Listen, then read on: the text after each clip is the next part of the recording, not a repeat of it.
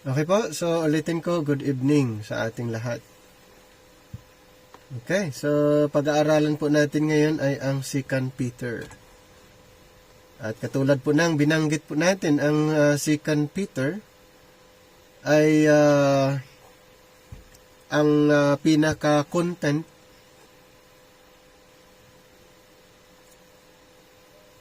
katulad lang din ng 1 Peter at saka yung James and then yung Book of Hebrews isinulat para sa mga remnant believing Israel.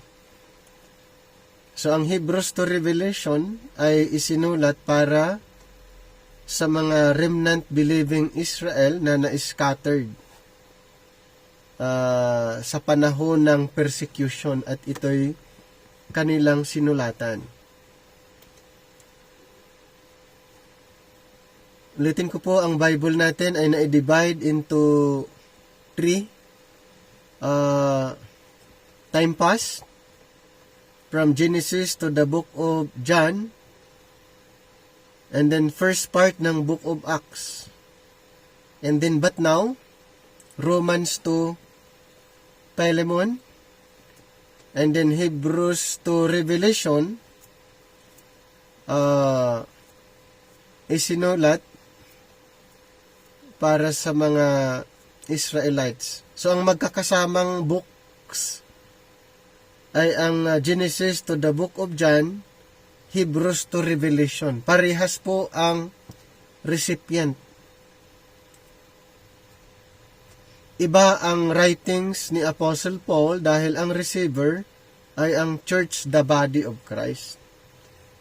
So, hindi po parehas ang receiver nung sinulatan ni Apostle Paul.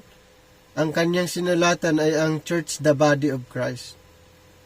Pero yung sa Genesis to the book of John and then Hebrews to Revelation, ang recipient ng mga sulat na yun ay mga Israel or is the Israelites.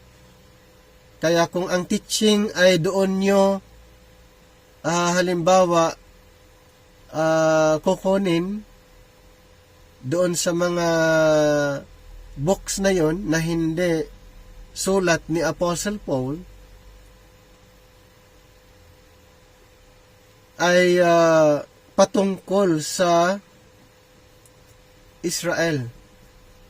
Patungkol sa mga Israel. Kaya yung iba, kinunclude nila na sila ay spiritual Israel dahil wala ng choice. Kaya kinunclude ng iba, sila ay spiritual Israel dahil ang kanilang inaaral ng mga books ay para sa Israel. Kaya kung hindi maunawaan na mayroong books para sa mga believers ngayon, at yun nga ang isinulat ni Apostle Paul from Romans to Philemon, hindi nila ma-acknowledge, ma-recognize na mayroon palang books na ka-address sa mga believers ngayon. At ito ay mauunawaan lamang through rightly dividing the word of truth. Kaya failure to rightly divide, ang tendency ay maipaghahalo ang time past but now ages to come. So, ganun po ang magiging tendency. Pero ang goal po natin sa pag-aaral ay hindi po ganun. Okay, our goal, mapag-aralan natin ang Bible rightly divided. Kaya dito sa chart natin ay ito po ang guide. Mayroong time past, but now, and ages to come. So, ang 2 Peter ay part ng ages to come na pinag-aaralan natin dahil ang content ay more on sa future, second coming ni Christ. Yun po ang content. Okay? So, ito po yung outline ng 2 Peter sa chapter 1, 2 Peter chapter 1, verse 1 and 2. Ito po yung initial greeting or initial greeting. Verse 1, Simon Peter, a servant and apostle of Jesus Christ, to them that have obtained like precious faith with us through the righteousness of God and our Savior, Jesus Christ. Grace and peace be multiplied unto you through the knowledge of God and of Jesus our Lord. And then sa number 2, Christ is the source of godly living. In chapter 1, verses 3 to 11. And number 3, Peter's reminder to the churches in 2 Peter chapter 1, 12 to 21. And then in number 4, evaluation of false teachers. So tandaan po natin during the time of Peter, when he was ministering to the remnant believing Israel were scattered abroad, marami pong mga false teachers na against doon sa kanyang presentation. At mababasa po diyan sa chapter 2, verses 1 to 22. And then, sa chapter 3 naman, 1 to 13, the day of the Lord will surely come. So, ito pong the day of the Lord ay sa future. Okay, at na-emphasize ito sa Great Tribulation, itong day of the Lord. Ang day of the Lord po ay na-emphasize, ulitin ko, sa Great Tribulation. Ano ba ang event sa day of the Lord? Kung basahin natin ang Zephaniah, dito po na i-describe ang day of the Lord. Ano ba yung description dito sa Zephaniah chapter 1, 14 to 15. Verse 14, the great day of the Lord is near, it is near, and hasteth greatly, even the voice of the day of the Lord. The mighty man shall cry there bitterly. That day is a day of wrath. So the day of the Lord ay na-describe dito po sa Zephaniah 1:15, that day is a day of wrath, day of trouble, day of distress, a day of wastiness and desolation, a day of darkness and gloominess, a day of clouds, thick darkness, a day of the trumpet, and alarm against the fenced cities and against the high towers. And I will bring distress upon men, that they shall walk like blind men, because they have sinned against the Lord, and their blood shall be poured out as dust, and their flesh as the dung. Yan po ang description. At Peter, in-emphasize niya, the day of the Lord will surely come. Yes, will surely come. In 2 Peter chapter 3, 14 to 18, the concluding encouragement. Sino pong in-encourage ni Peter dito po? Yung kanyang mga recipient. At sino po sila? Yung mga remnant believing Israel na na-scattered. Okay? So the author, 2 Peter 1:1. Siyempre si Peter specifically states that the Apostle Peter was the author of 2 Peter. Ganun lang din doon sa 1 Peter. Siya din po ang writer. At katulad ng binanggit po natin, ang kanyang mga sinulatan, yung mga na-scattered remnant believing Israel. Peter's authorship of 2 Peter has been challenged more than that of any other book in the New Testament. The purpose of his writing the second Peter was alarmed that false teachers were beginning to infiltrate the churches. Tandaan po natin, maraming mga false teachers during that time nung sinulatan ni Pedro ang mga believing Israel, may mga false teachers, okay, na against doon sa kaniyang ipinapangaral. Marami po. He called on Christians to grow and become strong in their faith, so that they could detect and combat the spreading apostasy. Yan po ang encouragement ni Pedro sa mga kingdom believers. Okay po, mga kingdom believers po ito na sinulatan ni Pedro na sila'y mag-grow, okay, mag-grow and become strong in their faith so that they could detect and combat spreading apostasy. Marami Sa panahon noon, kailangang may alam yung mga believers. How much more ngayon, di ba? Ito sa time ni Peter, kailangan ang mga believing Israelites alam nilang makipag-combat, dumipinsa sa mga attack or sa mga sinasabi ng mga false teachers. So kung hindi alam ng mga believing remnant, pwede silang ma-deceive. Pwede silang ma-deceive dahil ang dami pong mga false teachers.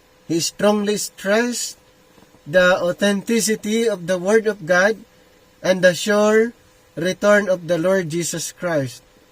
Ganun po katindi yung sinabi ni Pedro na sigurado na ang Panginoon ay babalik. Yung sinasabi niya yung babalik ay ang second coming. Okay, yung sinasabi ni Pedro na ang Panginoon ay talagang siguradong babalik. Ito po ay second coming. Yun yung sinabi niya sa mga kingdom believers. Knowing that his time was short. In 2 Peter chapter 1, 13 to 15. And this church faced immediate danger. Ganun po. Ano po yung danger? Bakit mayroong danger? Katulad ng binanggit po natin, dahil nga doon sa mga false teachers. Okay? Dahil doon sa mga false teachers, nagkaroon ng problem dito sa kingdom church na ito. So, marami silang mga challenges. Kaya sa 2 Peter chapter 2,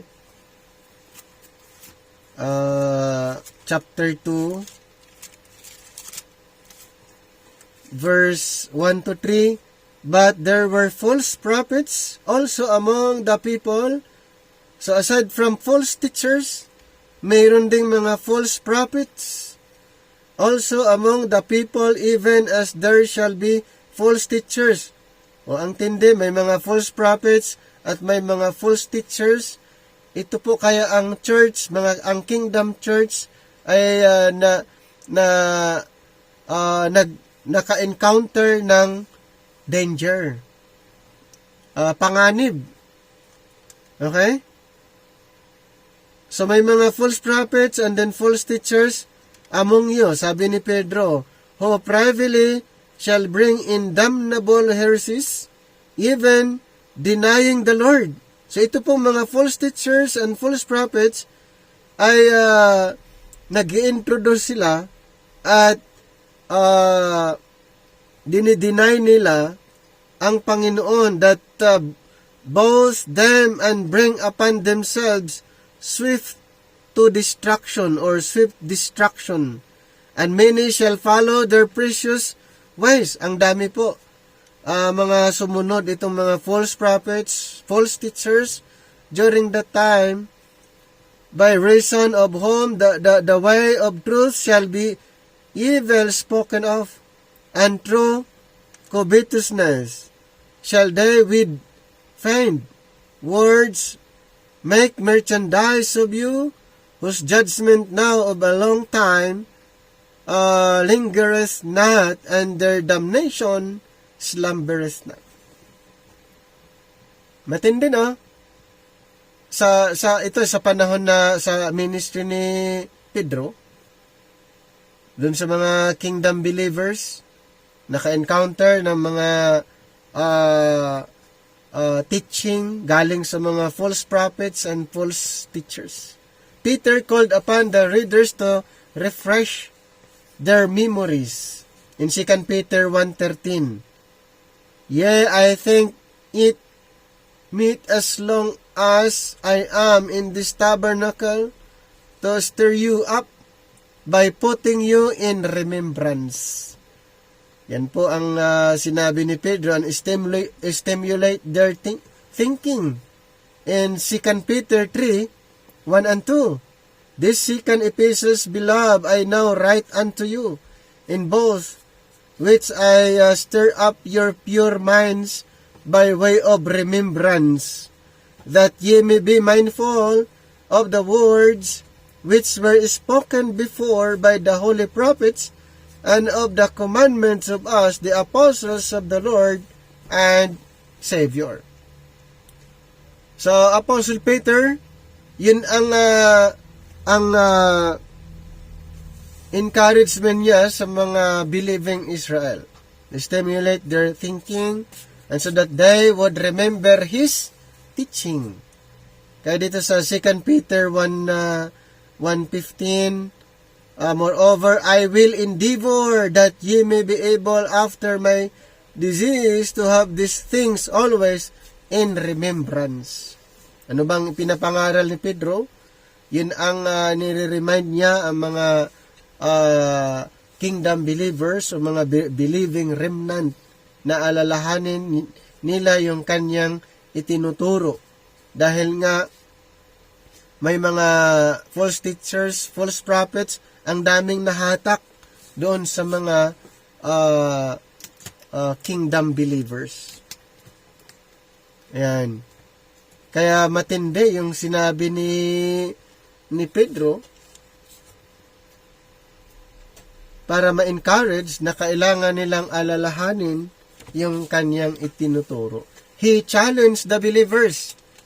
So yan po ang challenge. Sinabi ni Pedro to become more mature in their faith by adding to it a specific Christian virtues, thereby becoming effective and productive in their knowledge of Jesus Christ. Bakit niya sinasabi yon?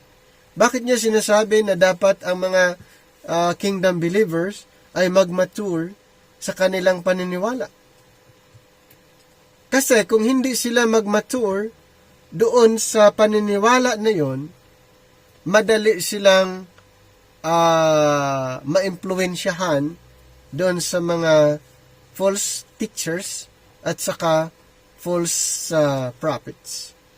In 2 Peter chapter 1 verses 5 to 9. So the Old and New Testament writers were set forth as their authority for their faith.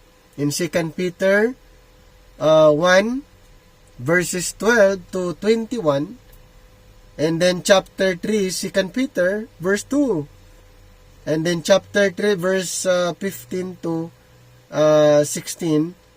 So dito ay na-emphasize yung kanilang authority kung saan dapat base ang kanilang authority. Peter desired they become strong. Sino po yung sinasabihan niya? Yung mga remnant believing Israel. They become strong in their faith to withstand the false teachers that they had crept in and adversely affected the churches. Ano bang ginagawa ng mga false teachers, false prophets? Sisirain nila yung mga group of believers. Ang purpose itong mga false teachers, wawasakin, i-destroy itong mga group of believers, itong mga believing Israelites. In his denunciations of them, he described their conduct, their condemnation, and their characteristics in 2 Peter chapter 2. And also that they ridiculed the Lord's second coming in 2 Peter chapter 3, 3-7, knowing this, first that there shall come in the last days scoffers, walking after their own lusts, and saying, where is the promise of his coming? For since the fathers fell asleep, all things continue as they were from the beginning of the creation. For this they willingly are ignorant of that by the word of God the heavens were of old, and the earth standing out of the water and in the water, whereby the world that then was being overflowed with water perished. But the heavens and the earth which are now by the same word are kept in store, reserved unto fire against the day of judgment and perditions of ungodly men. Yun yung sinabi ni Pedro. They ridicule the Lord's second coming. May mga iba na kini-question yung second coming. Ito yung mga false teachers Kumbaga para sa kanila ay hindi totoo. Kini-question. Pero si Pedro ay sinabi pa rin niya sa mga believing Israelites na mayroon second coming, sigurado. Sigurado na mayroong pagbabalik or second coming. For the Christian, Peter taught that the second coming is the incentive for holy living. In 2 Peter 3:14, wherefore, beloved, seeing that ye look for such things, be diligent that ye may be found of him in peace, without spot and blameless. Okay? So after a final warning, Peter again encouraged them to grow in the grace. Sino po yung mga sinabihan niya? Yung mga remnant and knowledge of their Lord and Savior Jesus Christ. He concluded with a word of praise to his Lord and Savior in 2 Peter chapter 3 verse 18. So yun po yung encouragement niya sa mga believing Israel. Para po sila'y mananatiling matatag na sa kabila ng mga false teachers at yung mga false prophets na sila'y dinideceive ng mga ito, kailangan nilang mananatiling matatag. Kailangan na sila'y remain faithful at mag-mature sa kanilang paniniwala. In his denunciations of false prophets, Peter repeats a prevalent Old Testament theme that must have been very familiar to his readers. Many of the early Christians were converted, Jews who had been well taught in the law and the prophets. So when Peter referred to the word of the prophets of the Old Testament in 2 Peter chapter 1, 2 Peter chapter 1, 19 to 21, we have also a more sure word of prophecy, whereunto ye do well that ye take heed as unto a light that shineth in a dark place, until the day dawn, and the day star arise in your hearts, knowing this first, that no prophecy of the Scripture is of any private interpretation. For the prophecy came not in old time by the will of man, but holy men of God spake as they. So for the prophecy came not in old time by the will of man, but holy men of God spake as they were moved by the Holy Ghost. Ayun po yung sinabi ni Pedro. Actually, alam niya na mayroong prophecy. Okay, sa Old Testament. And he at one time denounced false prophets and affirmed that true prophets were moved by the Holy Spirit. Kaya pala, sinabi niya, dahil may mga false prophets at ikinuntrast niya, may true prophets and then mayroong false prophets. Ang true prophets, sabi niya, were moved by the Holy Spirit who spoke through them. Punta lang tayo saglit sa 2 Samuel 23 verse 2. 2 Samuel chapter 23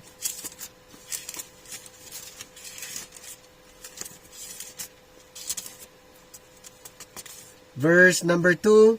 The Spirit of the Lord spake by me, and His word was in my tongue. Ayan po yung true prophets. Sa ikinontrust niya yung false prophets at yung true prophets. Ayan. Jeremiah was equally forceful in his criticism of false prophets, asking how long will this continue in the hearts of these lying prophets who prophesy the delusions of their own minds. Basahin lang natin ang Jeremiah 23:26.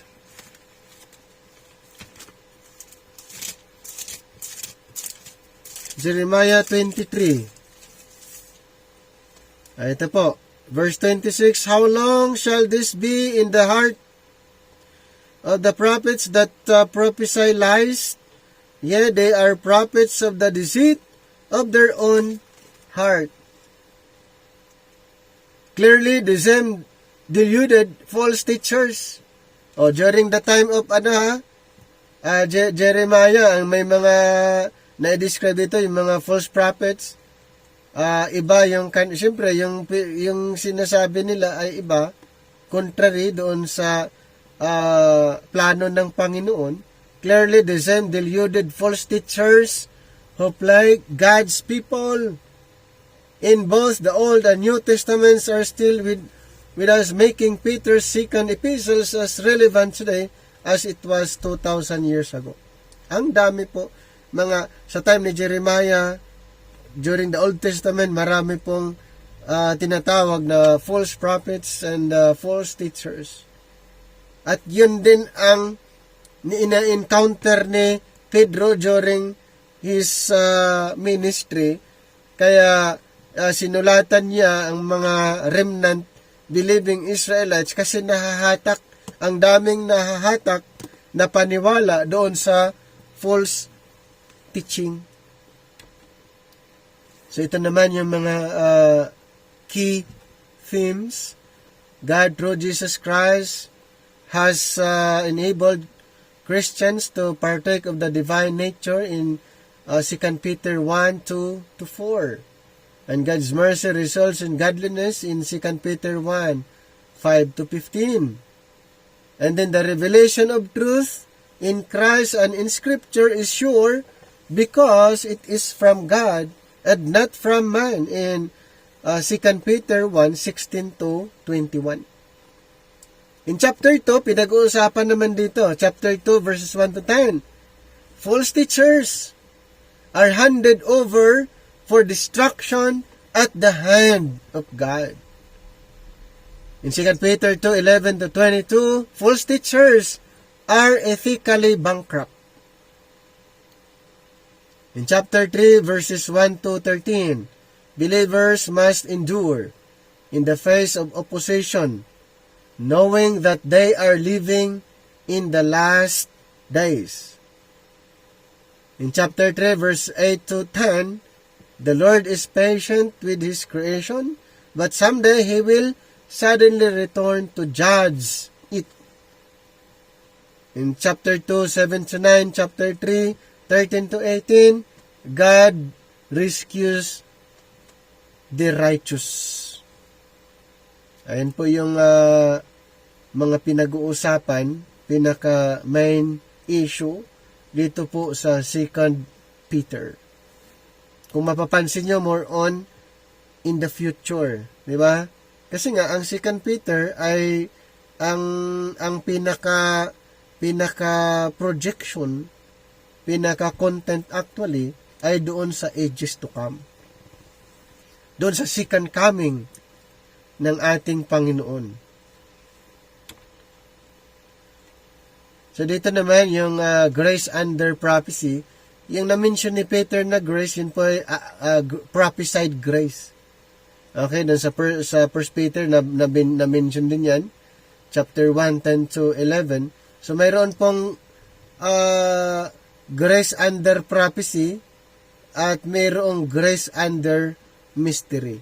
So magkaiba po ang grace under the prophecy. Ito po yung prophesied grace sa 1 Peter.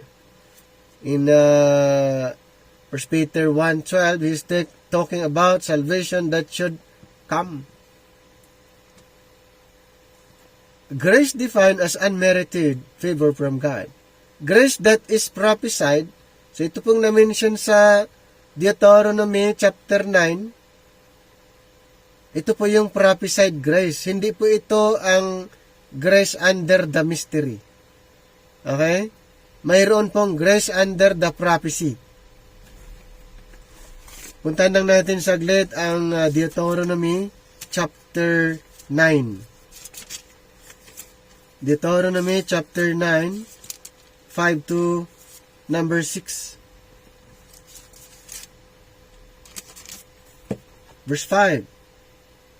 Not for thy righteousness or for the uprightness of thine heart dost thou go to possess their land, but for the wickedness of these nations the Lord thy God doth drive them out from before thee, and that he may perform the word which the Lord sware unto thy fathers Abraham, Isaac, and Jacob. And then verse number 6, understand therefore that the Lord thy God giveth thee not this good land to possess it for thy righteousness, for thou art as stiff-necked people. And then Ezekiel 20:44. Ezekiel 20:44. And ye shall know that I am the Lord when I have wrath with you for my name's sake, not according to your wicked ways, nor according to your corrupt doings, O ye house of Israel, saith the Lord. And then Ezekiel 36:22 to 24. And then Israel's prophesied grace in Hosea 14. So kung pupunta naman tayo sa Hosea 14, 1 and 2. O Israel, return unto the Lord thy God, for thou hast fallen by thine iniquity. Take with you words and turn to the Lord, say unto him, take away all iniquity and receive us graciously, so will we render the calves of our lips. And then Zechariah 12:10, ganun din. Ito po ay Israel's prophesied grace na na-mention na in relation doon sa na-mention ni Pedro na grace. Ito po ay prophesied grace. And then another verse in Zechariah chapter 12 verse 10. And I will pour upon the house of David, upon the inhabitants of Jerusalem, the spirit of grace and of supplications, and they shall look upon me, whom they have pierced, and they shall mourn for him, as one mourneth for his only son, and shall be in bitterness for him, as one that is in bitterness for his firstborn. At na-mention din sa Hebrews 10:29. Okay? Hebrews chapter 10 verse 29. Of how much sore punishment suppose ye shall he be those worthy who hath trodden under foot the Son of God, and hath counted the blood of the covenants wherewith he was sanctified and holy thing, and hath done this despite unto the Spirit of grace. So grace that is prophesied, Israel's prophesied grace, and then prophesied salvation according to Luke chapter 1, 68 to 70. So in relation po dito, the grace under prophecy. Ayan. In Luke chapter 1, Luke chapter 1, 68 to 70. Blessed be the Lord, God of Israel, for he hath visited and redeemed his people, and hath raised up an horn of salvation for us in the house of his servant David. Verse 70, as he spake by the mouth of his holy prophets, which have been since the world began. And then verse 77, to give knowledge of salvation unto his people by the remission of their sins. Ayan. Another is the arrival of the Messiah and kingdom in John chapter 8:56. And then sa Lucas chapter 10:24. Then sa Mateo 11:11. So the arrival of the Messiah and kingdom. Ulitin ko po, ito ay ang culmination ay sa second coming. What time? Dispensational issue. In Isaiah 61, 1 and 2, and then Isaiah 52, 10 to 15, at ganun din sa Isaiah 53, 3 to 4. So, ulitin ko po, mayroong prophecy doon sa coming ng ating Panginoon, doon sa kanyang first coming, at doon sa kanyang second coming. Yan po ay na-i-predict or na-i-prophesy ng mga propeta. At nung dumating ang Panginoon, yan po ay fulfillment ng first coming niya. And then sa second coming, another fulfillment. So yan po ay na-predict na po ng mga propeta na mayroon siyang first coming at mayroon siyang second coming. Sa parehas ba na group of people? Yes. Sa first coming, para sa Israel. Second coming, para lang din sa Israel. Nung siya'y pinatay, para lang din sa Israel. nagiging part lang po tayo nung inirebuild ang programa ng grace. Dito po tayo nagiging part nung inirebuild kay Apostle Paul ang dispensation of grace na ang message ay ang finished work of Christ. Doon lang po tayo nagiging part sa kanyang ginawa. But before the revelation of the mystery, ang death ng Panginoon ay para lang sa Israel in fulfillment doon sa prophecy para ma-introduce ang new covenant. Kasi si Kristo yung tinatawag na testator between the old and new. So, fulfillment, ang kanyang death ay fulfillment lang sa prophecy intended for the Israelites. Hindi tayo kasama nung siya namatay. Nagiging part lang tayo nung inirevealed ng ating Panginoon kay Pablo ang dispensation of grace na ang pinakamensahe ay ang kanyang finished work. Pero without Apostle Paul, without the dispensation of grace, nung wala pa po ito, yung ginawa ni Kristo sa cross ay para lang sa Israel.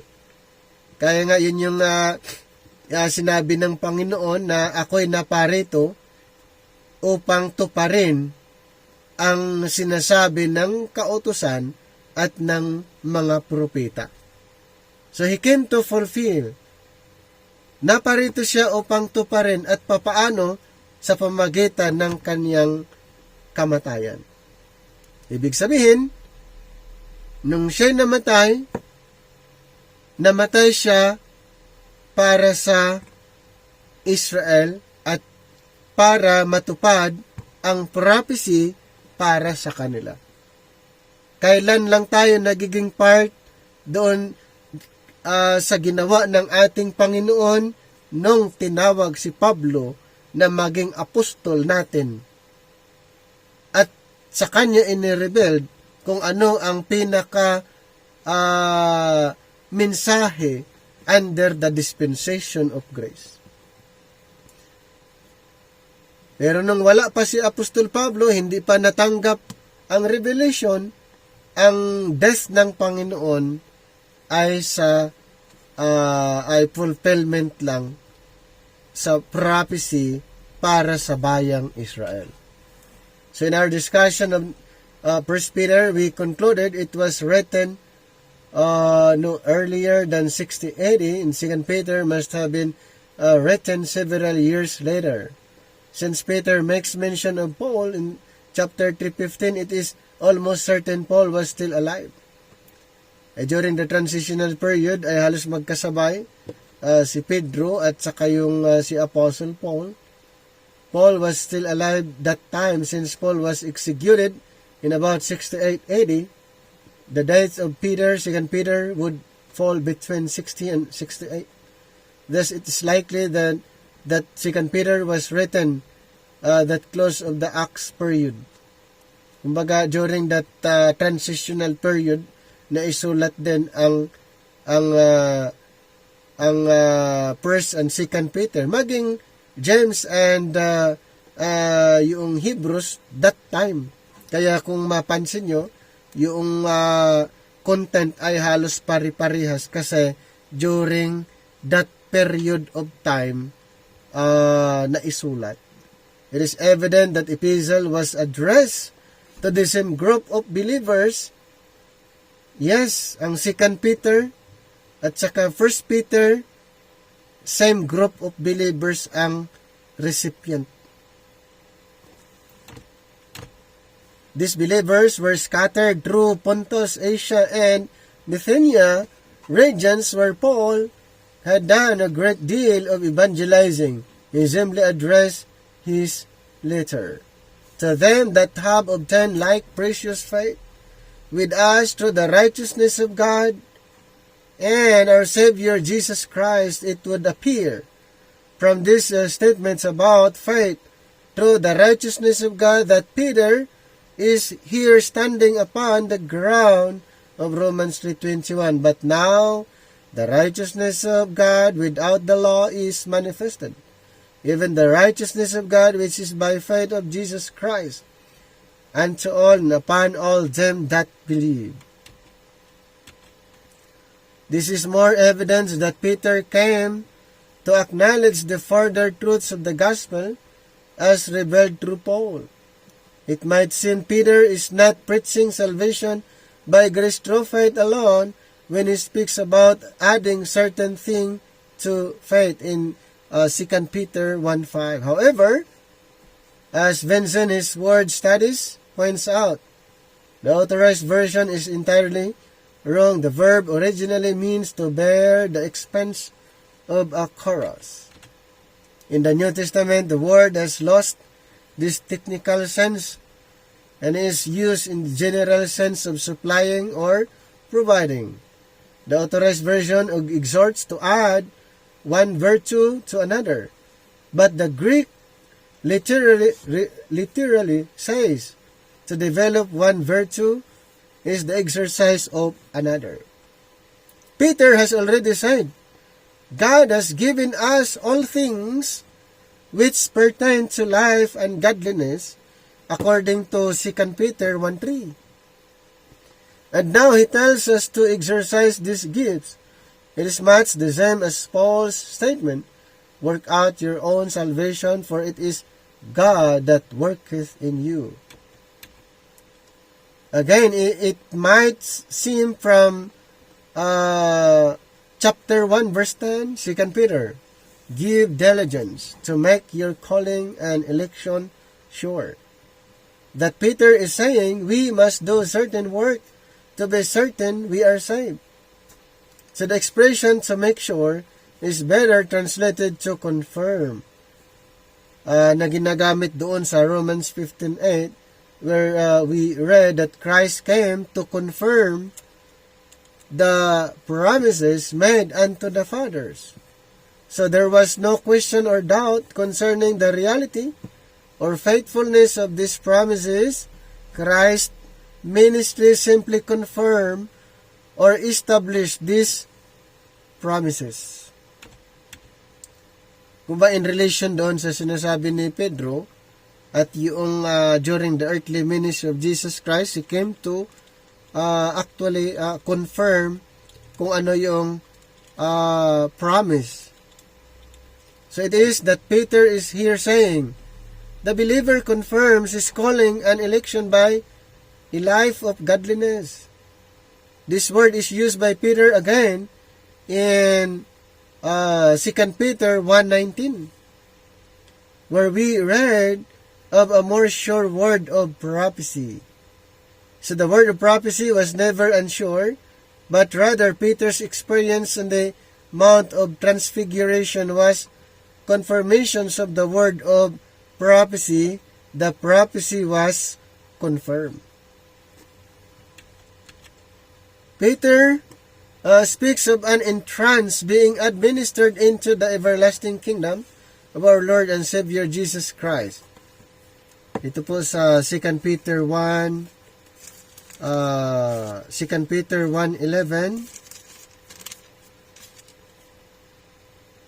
For so an entrance shall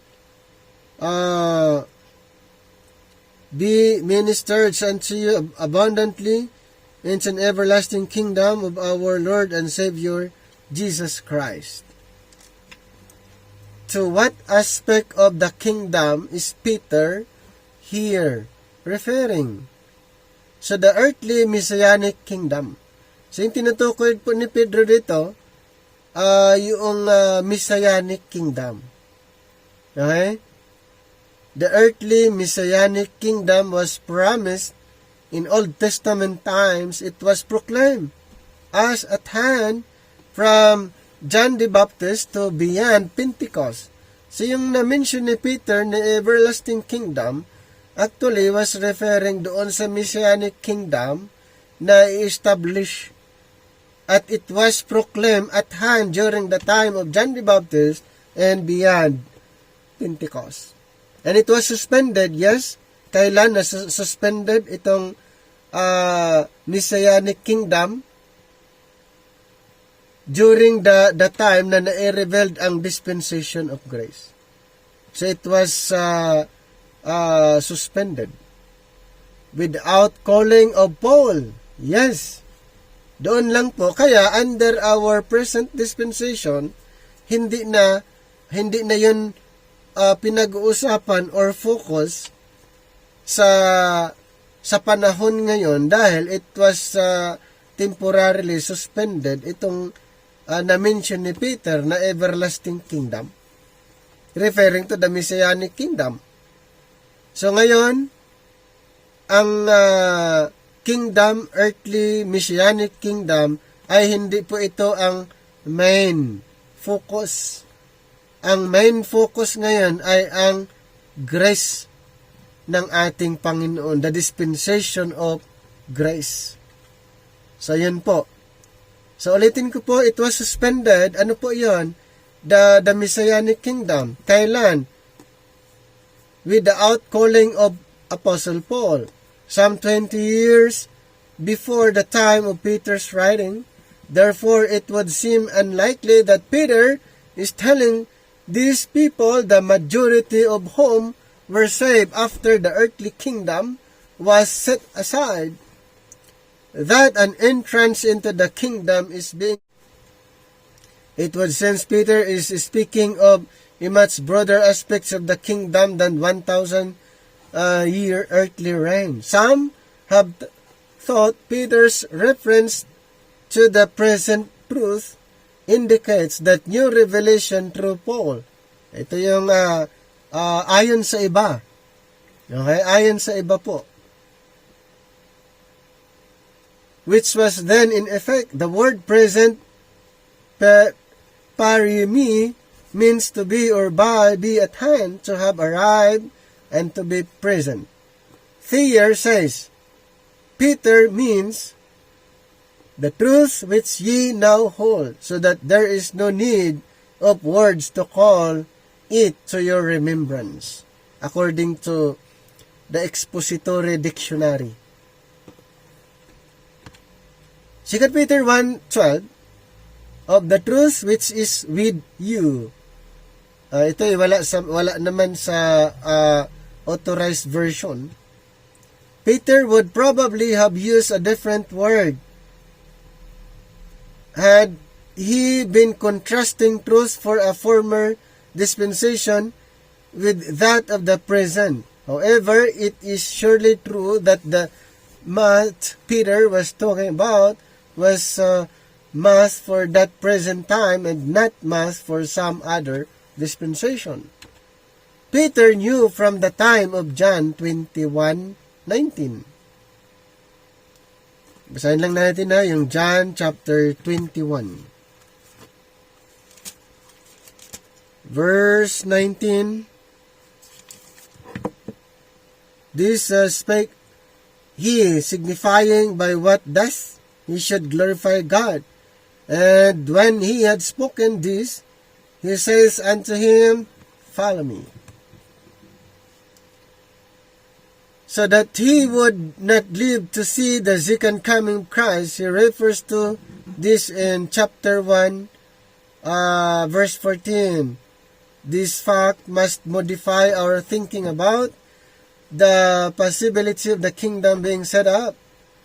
Had the message of Pentecost been accepted by the nation of Israel,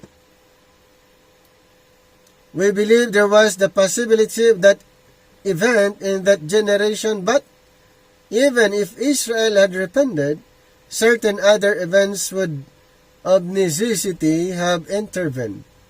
There had to be the carrying out of the mysteries of the kingdom, according to Matthew 13.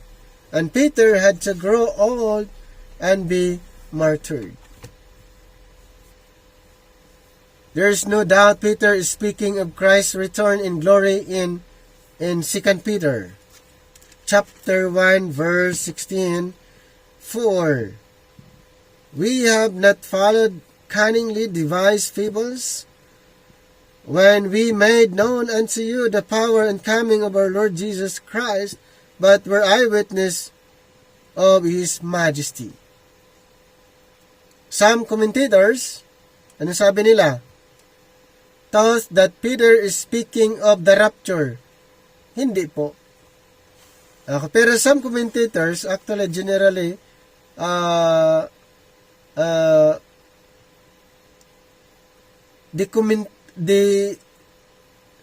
commentators or some theologian, ang kanilang paniniwala ay si Pedro ay nagtuturo ng rapture. Pero hindi po, dahil ang tinutukoy niya ang second coming.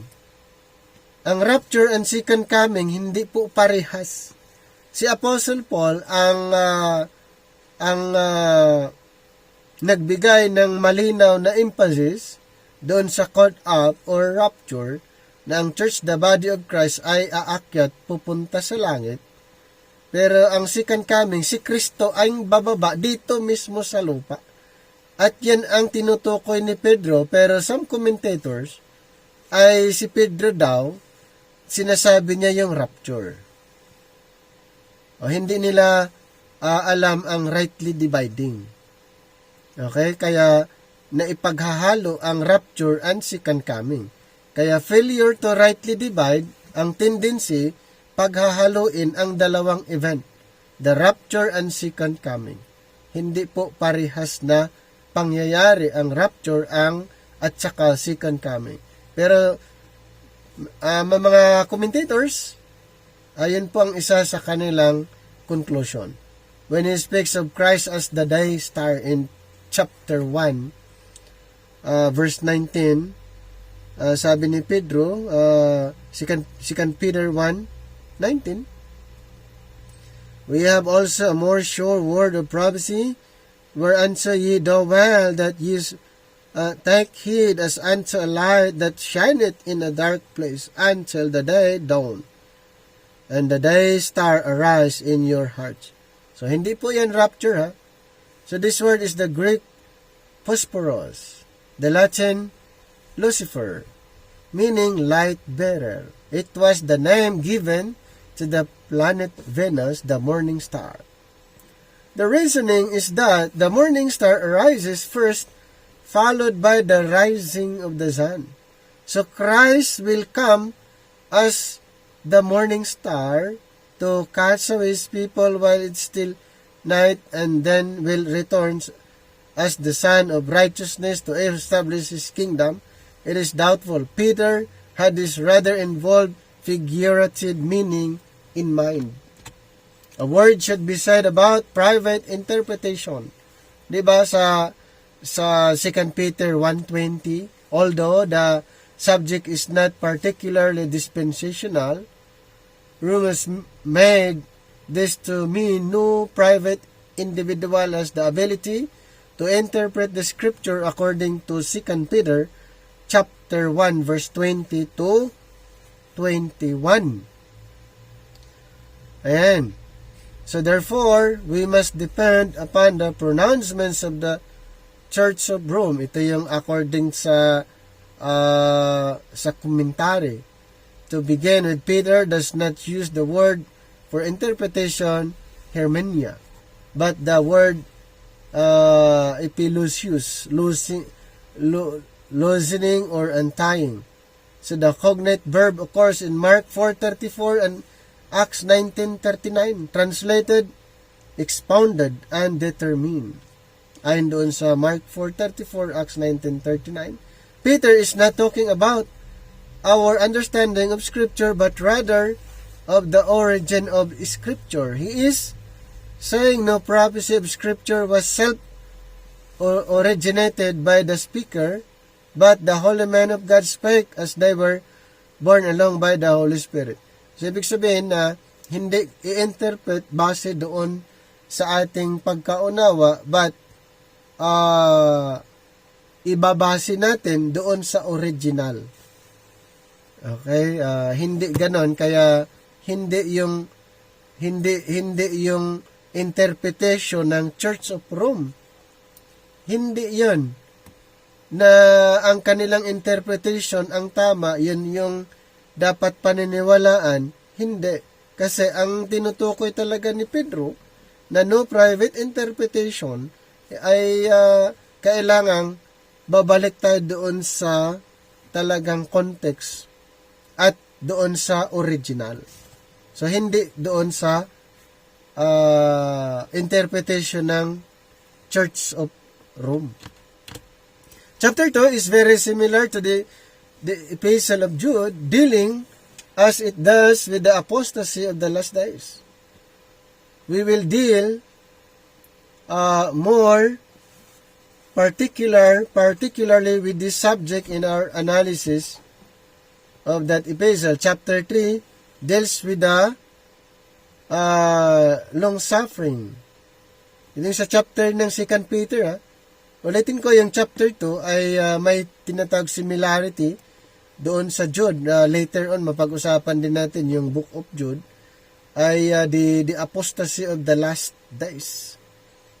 So, last days, yun po tumutukoy pa rin doon sa ages to come. At mapag-aralan din natin regarding the last days, ano yung mga events at ano yung mga sakop ng last days. Chapter 3 deals with the long suffering of God. Here scoffers in the last days will come with their mockery. Where is the promise of His coming? Yun po yung mga sinasabi ng mga scoffers during that time. Mocking. Parang kini-question nila na ang pagbabalik ng Panginoon ay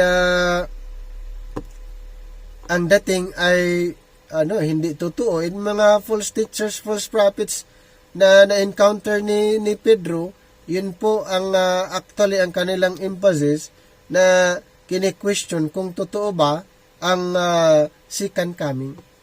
Where is the promise of His second coming? Kini-question.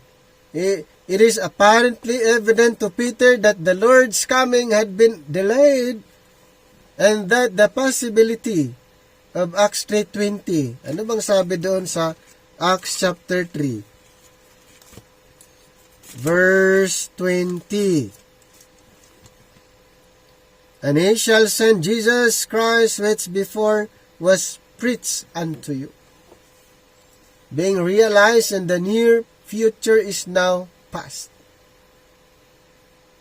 This dispensation of the mystery which was committed to Paul had now been revealed for a number of years, and this dispensation must run its course before the Lord's return. So dahil nga sa dispensation of the grace of God na na-reveal, so ang pagbabalik ng Panginoon actually ay na-delayed.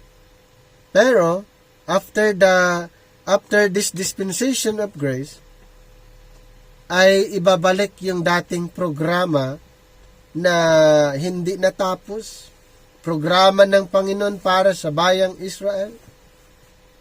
Since na ito hindi natapos, after the rapture of the church, the body of Christ, ito naman ay mag-resume.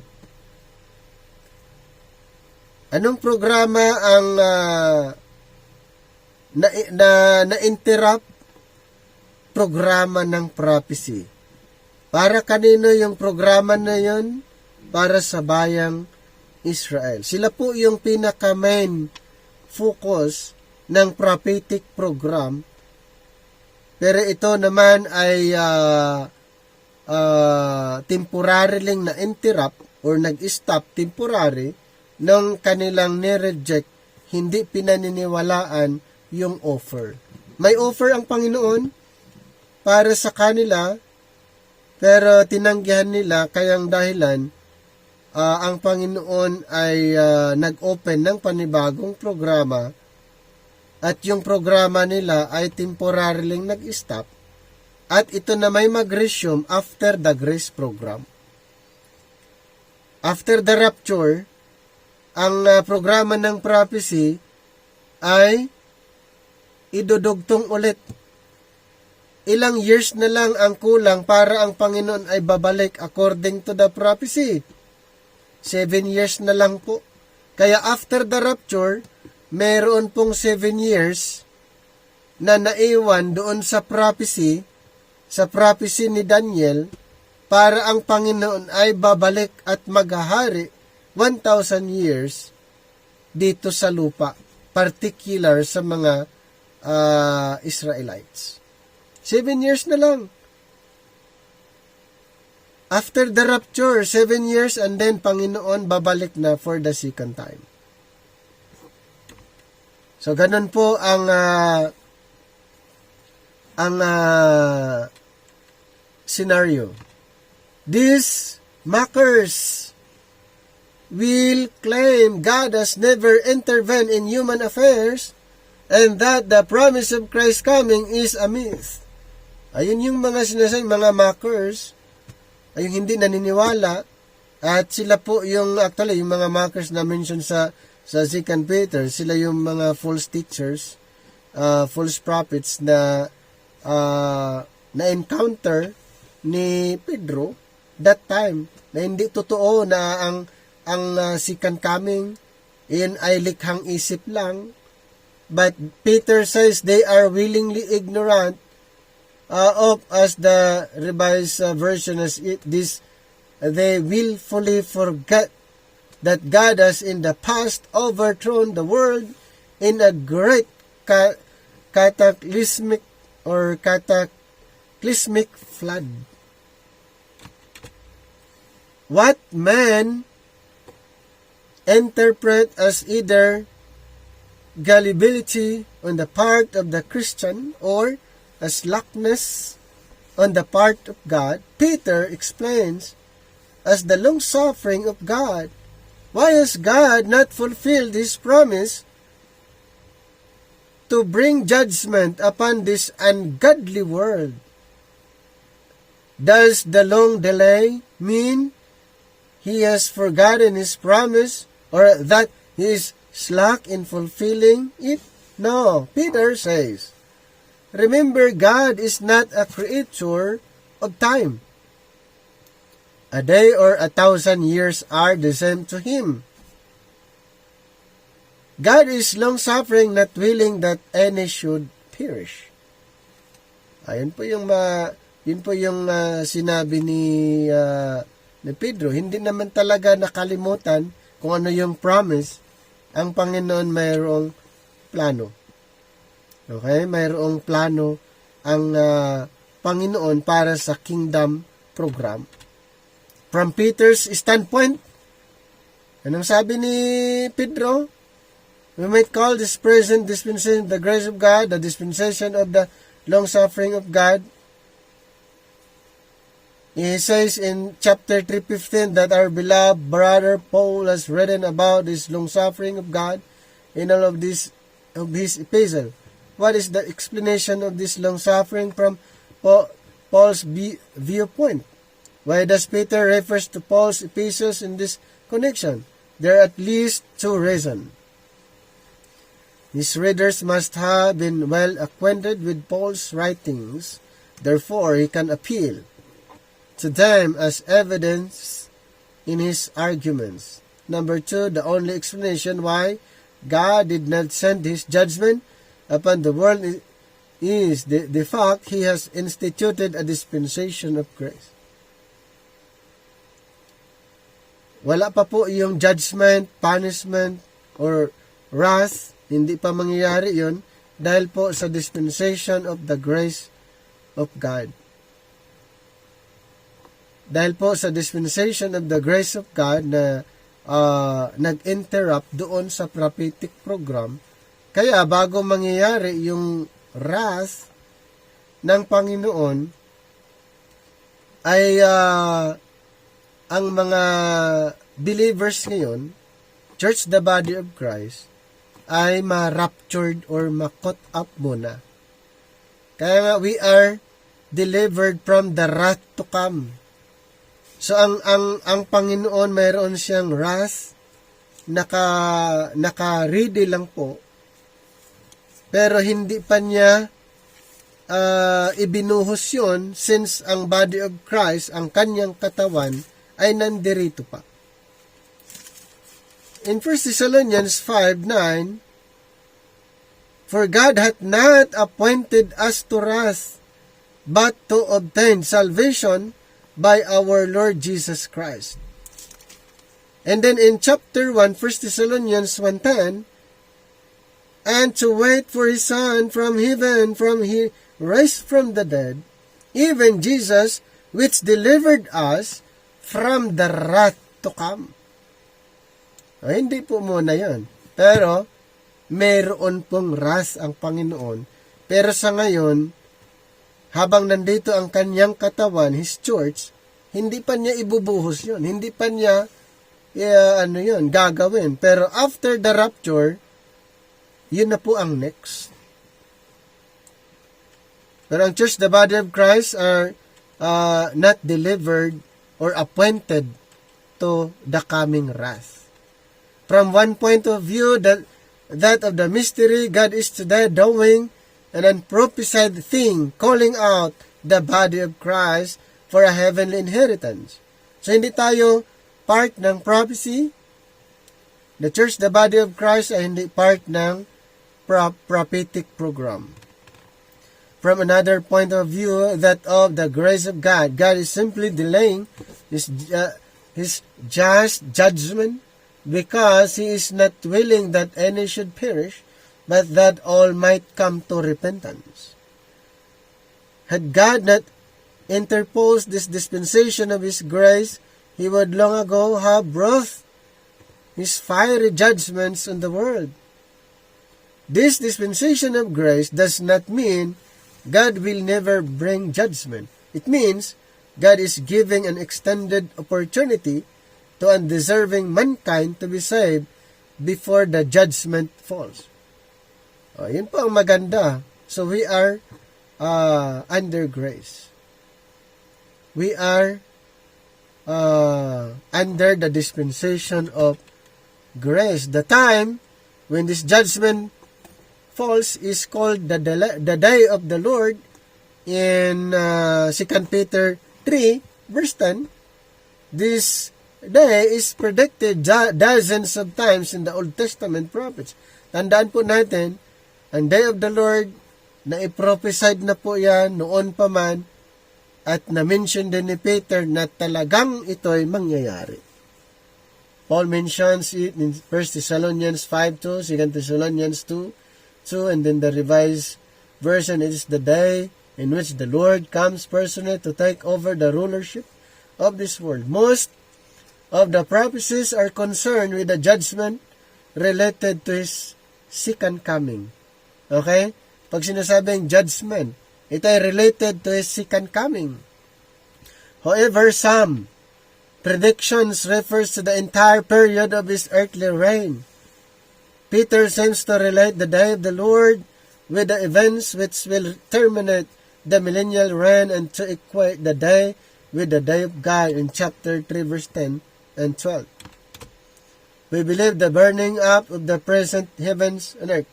Yes, mayroon pong dissolving sa 2 Peter 3, 10 to 13. Ito pong mundo natin, heavens and earth, ay mawawala po ito.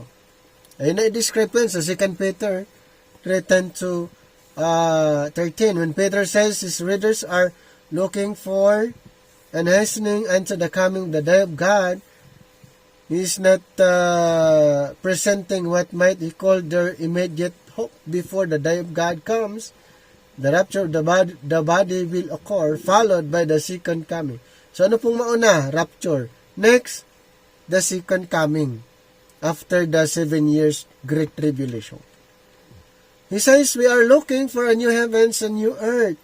Members of the body are looking for the new heavens. Yes, ang church, the body of Christ, ang sa atin naman ay new heavens. Ang sa mga Israelites naman, new earth, new Jerusalem. It was apparently not given Peter to write about any of the distinctive truths of the mystery, but in referring his readers to Paul's epistles, he is surely referring them to those distinctive truths. Whether Peter is referring to the Hebrews epistle, or something, or iba pa. In any case, we know Paul had addressed at least one epistle directly to Peter's readers, and that they had Paul and Truth ministered unto them. It would be interesting to know just what subject Peter had in mind when he referred to those things in Paul's epistles, which are hard to understand. The depths of that riches, both of the wisdom, knowledge of God, how unsearchable are His judgment and His ways past finding out. Or was it some dispensational truth concerning the mystery or Israel and the body of Christ? We cannot say for sure, but it is at least comforting to know that even Peter recognized difficulty of understanding. Simple naman na hindi na-recognize na hindi talaga maunawaan yung sinulat ni Apostle Paul. Unang-una, ito ay unsearchable. Hindi ma-search sa prophetic scripture. Okay? So, Apostle Peter, mayroon siyang difficulty to understand kasi unang-una, ang kanyang background, kanyang orientation ay sa prophecy. Yung writings ni Apostle Paul ay mystery. So, hindi po ma-recognize. Even sa time natin ngayon, kung ang isang tao ay oriented sa prophecy, pag ipapangaral mo ngayon ang writings ni Apostle Paul na ito ay the revelation of the mystery, hindi nila ma-recognize yun. Hindi nila maunawaan yon. Sasabihin nila, bago ata yung itinuturo mo. Bakit sinasabi nilang ganon? Dahil ang kanila